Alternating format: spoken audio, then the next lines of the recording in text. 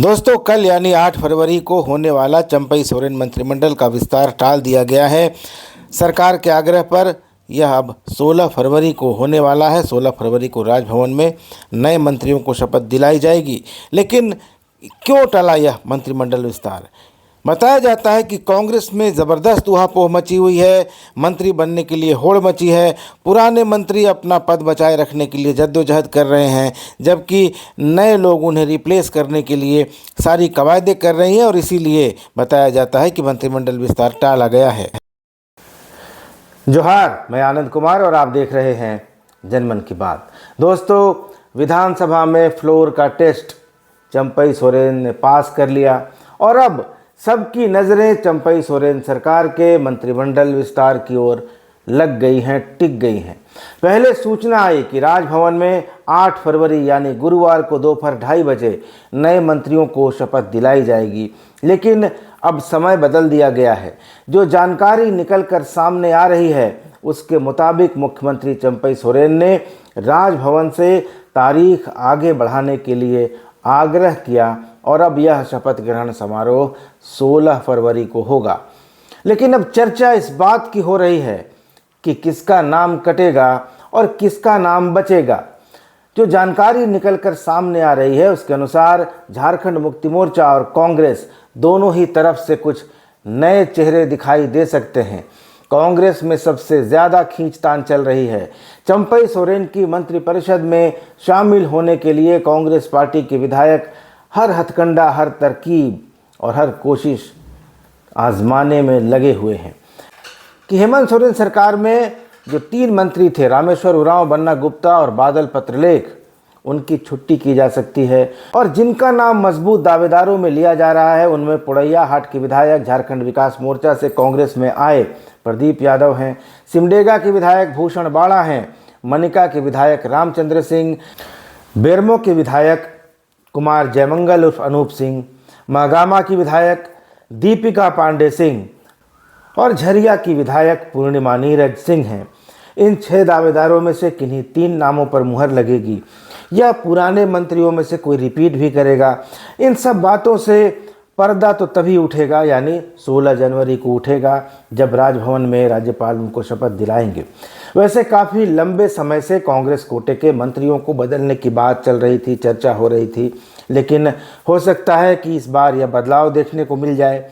संभावना है कि इस बार पिछले 4 साल से खाली पड़ा 12वां मंत्री पद, यानी झारखंड में मंत्रियों के 12 पद है लेकिन 11 मंत्रियों से काम चल रहा था, तो 12वां मंत्री भी बन सकता है और कांग्रेस 12वां मंत्री का पद ले सकती है और इस तरह कांग्रेस से 5 मंत्री देख सकते हैं। आलमगीर आलम जो कांग्रेस विधायक दल के नेता हैं पहले ही शपथ ले चुके हैं, तो 4 मंत्रियों की जगह खाली होगी अगर 12वां मंत्री पद कांग्रेस लेती है तो। इधर जेएमएम कैंप से खबर आ रही है कि नई सरकार में सोरेन परिवार शामिल होगा। फिलहाल चंपई सोरेन के नेतृत्व में जो सरकार बनी है उसमें सत्यानंद भोक्ता हैं और आलमगीर आलम है चंपई सोरेन के अलावा, लेकिन सोरेन परिवार का कोई सदस्य नहीं है। और अगला जो मंत्रिमंडल विस्तार होगा उसमें सोरेन परिवार का कोई एक सदस्य ज़रूर शामिल होगा और इन 2 सदस्यों में से जामा की विधायक सीता सोरेन और दुमका के विधायक बसंत सोरेन में से किसी एक को मंत्री या डिप्टी सीएम बनाया जाना है। इसके साथ ही जेएमएम के सबसे करीबी गिरिडीह के विधायक सुदीव कुमार सोनू को भी मंत्री बनाने की चर्चा चल रही है। लेकिन हेमंत सोरेन की सरकार में झारखंड मुक्ति मोर्चा कोटे के जो मंत्री थे उनमें चंपई सोरेन अब मुख्यमंत्री बन चुके हैं।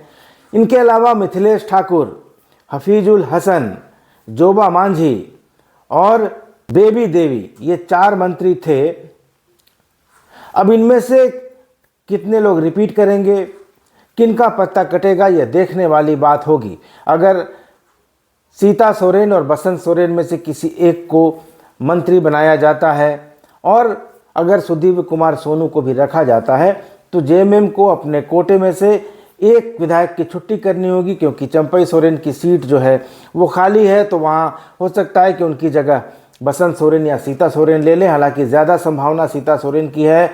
मीडिया से बातचीत करते समय उनका जो बॉडी लैंग्वेज था, उनकी जो भाषा थी, उससे लग रहा था कि उनको इस बात की जानकारी दे दी गई है कि चंपई सोरेन सरकार में उनको अच्छा विभाग, अच्छा पद मिलने जा रहा है। उनके चेहरे की चमक बता रही थी। तो अगर सुदीव्य कुमार सोनू को शामिल किया जाता है तो फिर किसका पत्ता साफ होगा? क्या जोबा मांझी होंगी, क्या बेबी देवी होंगी, क्या मिथिलेश ठाकुर होंगे? क्योंकि हफीजुल हसन चूंकि अल्पसंख्यक कोटे के मंत्री हैं, इसलिए उनका पत्ता कटने की संभावना बहुत कम है। तो जोबा मांझी, बेबी देवी और मिथिलेश कुमार ठाकुर में से कौन एक ऐसा होगा जिसकी जगह एक नए विधायक को एडजस्ट किया जाएगा? या फिर क्या होगा? इन सब बातों पर अभी फिलहाल पर्दा पड़ा हुआ है। 16 तारीख को राजभवन में शपथ ग्रहण से पहले इन सब बातों पर पर्दा उठेगा। लेकिन जो कांग्रेस में जो खींचतान चल रही है, जिन 3 मंत्रियों का टिकट काटे जाने की बात, जिन 3 मंत्रियों को हटाए जाने की बात चल रही है, अगर उनको हटाया जाता है तो उनकी प्रतिक्रिया क्या होती है? जो मंत्री बनेंगे और उनके अलावा जो मंत्री नहीं बनेंगे उनकी क्या प्रतिक्रिया होगी? तो कांग्रेस में इस समय सबसे ज़्यादा खलबली है, सबसे ज़्यादा खींचतान है, सबसे ज़्यादा उहापोह है। कांग्रेस के प्रभारी गुलाम अहमद मीर नामों की सूची लेकर दिल्ली चले गए हैं और दिल्ली में कांग्रेस का आलाकमान मंत्रियों की सूची को फाइनल करेगा, उनके नामों की घोषणा करेगा। लेकिन कांग्रेस को सबसे ज़्यादा मुश्किल मंत्री बनाने से भी ज़्यादा मुश्किल जो मंत्री नहीं बनेंगे उनको संतुष्ट रखने की, उनको खुश करके रखने की होगी।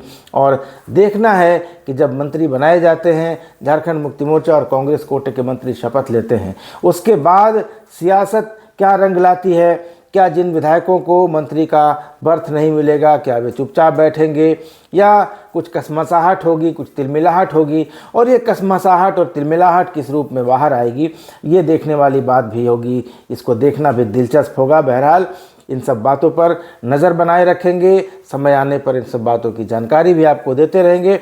आप बने रहिए मेरे साथ और देखते रहिए जनमन की बात। जाने से पहले चैनल को सब्सक्राइब करना मत भूलिएगा। अगले वीडियो में मिलेंगे, तब तक इजाज़त दीजिए। धन्यवाद, नमस्कार।